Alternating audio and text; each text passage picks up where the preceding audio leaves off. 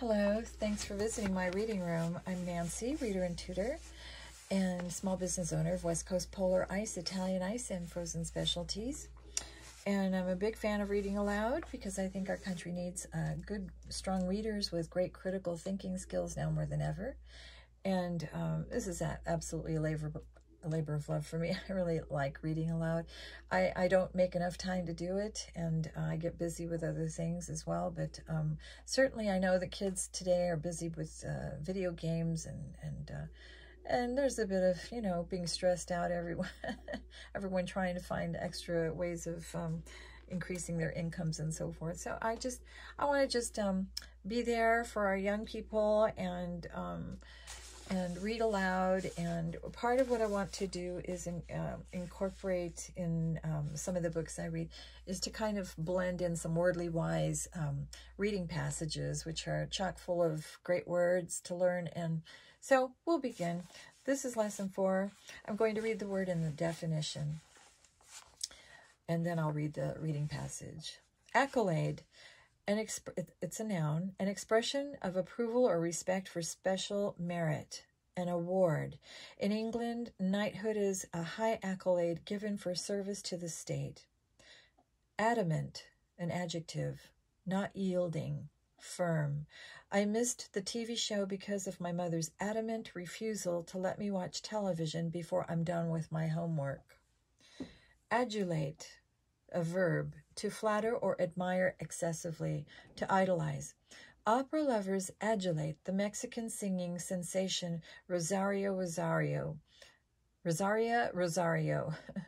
Her performances are often sold out. Adulation, a noun. Members of the crowd showed their adulation by giving the performers a standing ovation. Altercation, a noun. A loud and determined dispute, a noisy quarrel.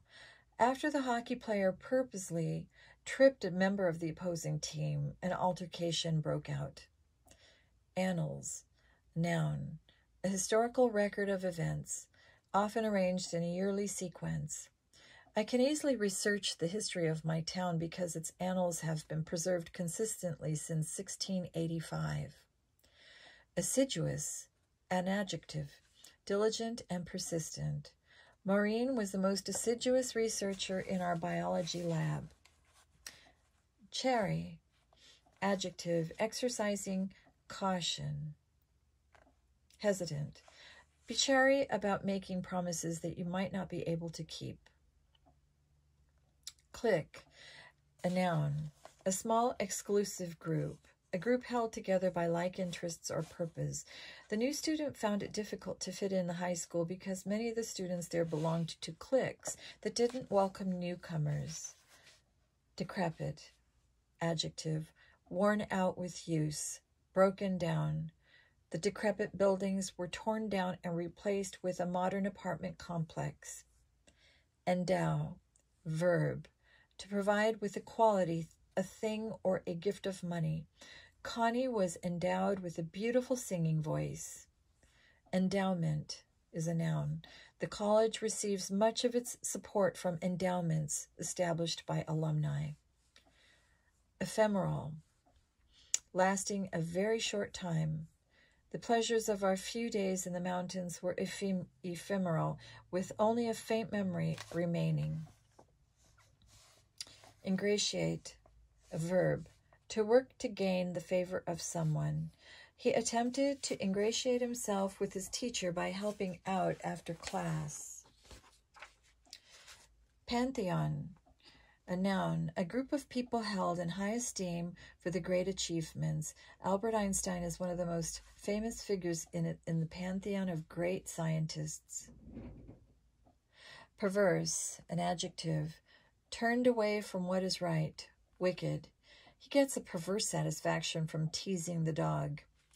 Stubbornly opposing what is right or reasonable. Obstinate. The 19th century French writer George Sand was considered perverse in her day because she refused to stay married, wore masculine attire, and had a successful career. Perversity, a noun. Her frequent wintertime swims wintertime swims in the ocean against her doctor's advice revealed her perversity. Tutelage, a noun, instruction, protection, or guardianship. I prepared for the test under the tutelage of my math teacher. Okay, now we will get into the reading passage here called A Most Valuable Person. Success in the sports world can be painfully ephemeral. Athletes understand only too well that the crowd's adulation one day can turn all too quickly to rancorous jeers the next. But once or twice in a generation, a player emerges whose fame seems destined to last for as long as the game is played. In the annals of baseball, Roberto Clemente is one such athlete.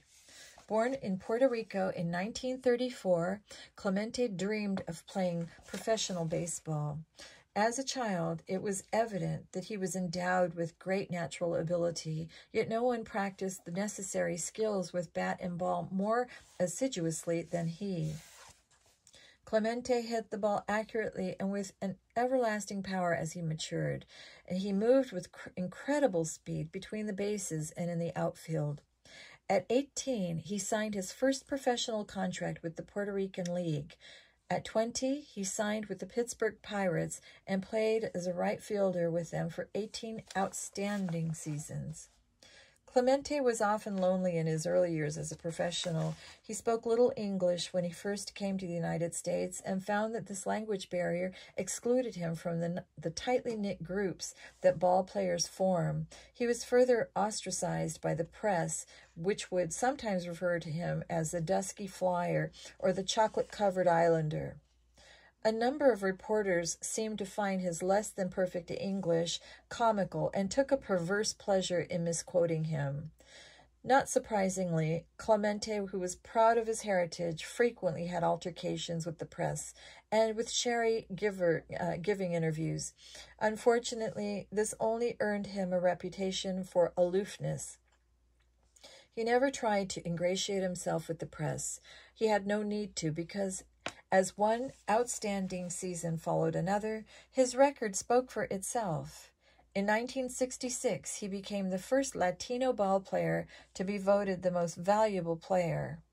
In the 1971 World Series against the Baltimore Orioles, he batted .414 and was named the series' most valuable player.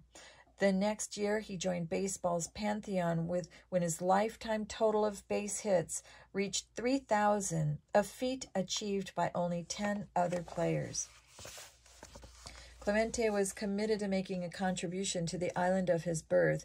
Instead of taking off the winter months to relax, he returned to Puerto Rico year after year to play in the Winter League, thereby giving aspiring youngsters a chance to see their idol up close. He took a personal interest in talented young players, and under his tutelage, many went on to successful careers in the major leagues.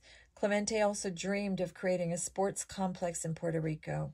He decided that he would devote his energies to this project after his retirement, but that opportunity never came. In December 1972, an earthquake shattered the Nicaraguan capital of Managua. Clemente at once organized a relief effort for the survivors.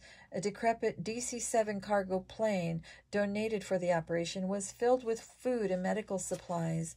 Friends, worried about his safety, urged him not to take the trip, but he was adamant that his presence was necessary to ensure that the supplies were not diverted to the hands of the country's corrupt ruling clique.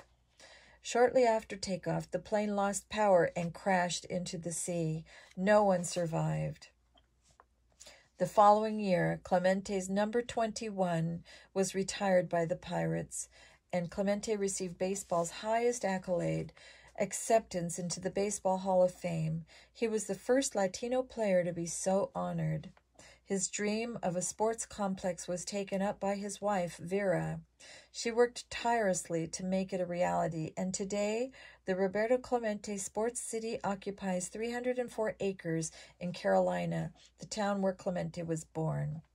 Vera Clemente is its director, and more than 100,000 children enjoy its extensive facilities. That's a wonderful story. I hope you all enjoyed that. Good night.